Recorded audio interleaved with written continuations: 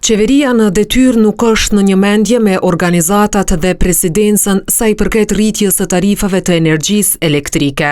Ministria e Ekonomisë në komentet dhe sugjerimet drejtuar ZRE-s e pranon shtrenjtimin e rrymës, por kërkon që rritja të mos i preke dhe anvisrit që konsumojnë më pak se 800 kW.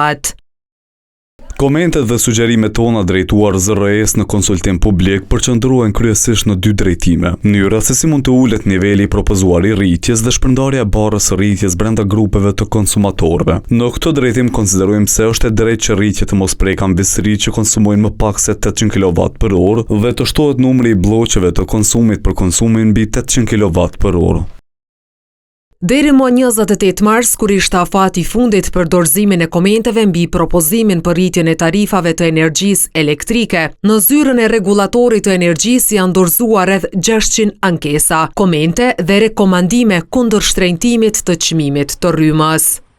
Unë frigohem se në këtë mënyrë me këto çmime do të ketë një çrregullim dhe një nxitje të një inflacioni. Por nëse çmimi i energjisë rritet për 15%, ekonomistët paralajmërojnë edhe ngritje të inflacionit e mbyllje të shumë bizneseve.